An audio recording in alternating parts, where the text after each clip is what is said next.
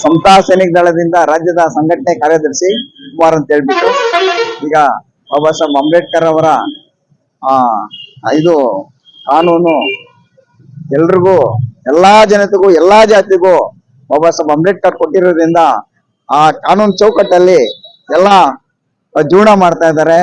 ಪ್ರತಿಯೊಂದೂ ಬಾಬಾ ಸಾಹೇಬ್ ಅಂಬೇಡ್ಕರ್ ಹೆಸರು ಇಟ್ಕೊಂಡೇ ಇದು ಜೀವನ ಮಾಡ್ತಾ ಇದ್ದಾರೆ. ಪ್ಲಸ್ ಅಧಿಕಾರಿಗಳಾಗ್ಬೋದು, ಪ್ರತಿಯೊಬ್ಬರು ಬಾಬಾ ಸಾಹೇಬ್ ಏನ್ ಕಾನೂನು ಚೌಕಟ್ಟುಗಳಲ್ಲಿ ಏನ್ ಮಾಡಿರ್ತಾರೋ ಈಗ ಎಲ್ಲಾ ಇದ್ರೂನು ಈ ಮುಳಬಾಗಿಲು ತಾಲೂಕಿನ ಆಡಳಿತ ಅಧಿಕಾರಿಗಳಾಗ್ಬೋದು, ಹಲವಾರು ಸಂಘಟನೆಗಳಿದೆ.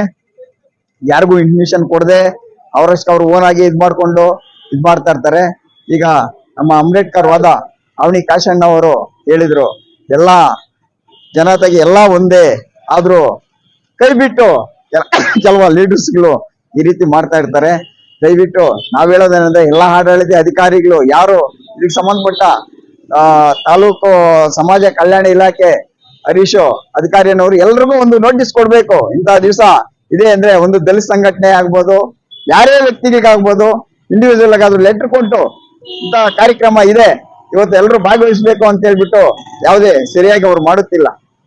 ಈಗ ಮುಂದಿನ ಸರಿಯಾಗಿ ನಡೆಸಬೇಕಂತ ಹೇಳ್ಬಿಟ್ಟು ನನ್ನ ಮಾತನ್ನು ಮುಗಿಸ್ತೀನಿ. ಜೈ ಭೀಮ್. ಏನು ಈ ದಿನ ಸಂವಿಧಾನ ಸಮರ್ಪಣಾ ದಿನ, ಏನು ಇವತ್ತು ನಾವು ಇಲ್ಲಿ ನಿಂತೇನು ಮಾತಾಡ್ತೀವೋ ಇದೊಂದು ಇಡೀ ನಮ್ಮ ಎಲ್ಲಾ ಜನಾಂಗದವರೆಗೂ ಇದೊಂದು ಹಬ್ಬ. ಪ್ರತಿಯೊಬ್ಬರು ಈ ಒಂದು ದಿನವನ್ನ ಅವ್ರ ಮನೆಯಲ್ಲಿ ಒಂದು ಹಬ್ಬದ ರೀತಿ ಆಚರಣೆ ಮಾಡ್ಕೋಬೇಕು.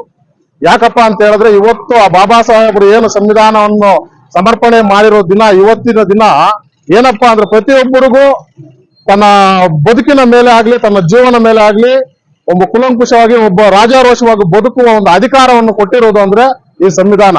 ಈ ಸಂವಿಧಾನ ಅಡಿಯಲ್ಲಿ ನಾವು ಇವತ್ತೆಲ್ಲ ಜೀವನ ಮಾಡ್ತಾ ಇರೋದು. ಯಾವುದೇ ಒಬ್ಬ ಉದ್ಯೋಗಿ ಆಗ್ಬೋದು, ಒಬ್ಬ ರೈತ ಆಗ್ಬೋದು, ಯಾವುದೇ ಒಂದು ಅವನ ಹಕ್ಕುಗಳನ್ನು ಪ್ರಶ್ನೆ ಮಾಡುವುದಕ್ಕೆ ಒಂದು ಬೆಂಬಲ ಸಿಕ್ಕಿರೋದು ಅಂದ್ರೆ ಆ ಮಹಾನ್ ಭಾವ ಇವತ್ತು ಆ ಸಂವಿಧಾನವನ್ನು ನಮ್ಗೆ ಸಮರ್ಪಣೆ ಮಾಡಿದ ಮಂತ್ರಾನೇ. ಇವತ್ತು ನಾವು ಯಾವುದೇ ಜಾತಿಗೆ ಸೀಮಿತ ಅಂತಲ್ಲ, ನಾವು ಸಂವಿಧಾನ ಅಡಿಯಲ್ಲಿ ಬದುಕ್ತಾ ಇರೋ ಎಲ್ಲಾ ಜಾತಿಗಳಿಗೂ ಆ ಬಾಬಾ ಸಾಹೇಬ್ ಅಂಬೇಡ್ಕರ್ ಒಬ್ಬ ದೇವರಂತಾನೆ ಹೇಳಕ್ ಇಷ್ಟಪಡ್ತೀನಿ. ಯಾಕಂದ್ರೆ ಅವರು ಸಂವಿಧಾನ ನೀಡದೇ ಇದ್ದಿದ್ರೆ ಇವತ್ತು ಯಾವುದೇ ಜನಾಂಗದವರಾಗ್ಲಿ ತಲೆ ಎತ್ತಿ ಓಡಾಡುವಂಗಿಲ್ಲ, ಒಂದು ರಾಜಾರೋಷವಾಗಿ ಬದುಕು ಕೂಡ ಅವ್ರು ಅರ್ಹರಲ್ಲ ಅನ್ನೋ ಪರಿಸ್ಥಿತಿಯಲ್ಲಿದ್ದವನ್ನ ಇವತ್ತೊಂದು ಬೀದಿಯಲ್ಲಿ ಒಬ್ಬ ಹೀರೋಜಮ್ ಕೊಟ್ಟಿದ್ದಾನೆ ಅಂತ ಹೇಳಿದ್ರೆ ಆ ಮಹಾನ್ ಭಾವ ಕೊಟ್ಟಿರುವಂತಹ ಸಂವಿಧಾನದ ಅಡಿಯಲ್ಲಿ ನಾವು ಇವತ್ತು ಬದುಕ್ತಾ ಇರೋದು. ಈ ಸಂವಿಧಾನ ಸಮರ್ಪಣೆ ದಿನವನ್ನು ಏನಪ್ಪಾ ಅಂದ್ರೆ ಇಡೀ ನಮ್ಮ ತಾಲೂಕಿನಾದ್ಯಂತ ಇವತ್ತು ನಮ್ಮ ಜನಾಂಗದವರಾಗ್ಲಿ ಹಲವಾರು ಸಂಘಟನೆಗಳು ಸೇರಿ ಇವತ್ತು ಒಂದು ಹಬ್ಬದ ಆಚರಣೆಯನ್ನ ನಮ್ಮ DVG ರಂಗಮಂದಿರ ಕ್ರೀಡಾಂಗಣದಲ್ಲಿ ನಡೀತಾ ಇದೆ. ಇವತ್ತೆಲ್ಲರೂ ಸಹ ಅಲ್ಲಿ ಹೋಗಿ ಭಾಗಿಯಾಗಿ ಈ ಒಂದು ಪ್ರೋಗ್ರಾಮ್ ಅನ್ನು ಯಶಸ್ವಿ ಮಾಡಬೇಕು ಅಂತ ಹೇಳ್ಬಿಟ್ಟು ಎಲ್ಲಾ ಜನಾಂಗದವರಲ್ಲಿ ಇವತ್ತು ಹೇಳ್ತಾ ನನ್ನ ಮಾತನ್ನು ಮುಗಿಸ್ತಾ ಇದ್ದೀನಿ. ಜೈ ಭೀಮ್.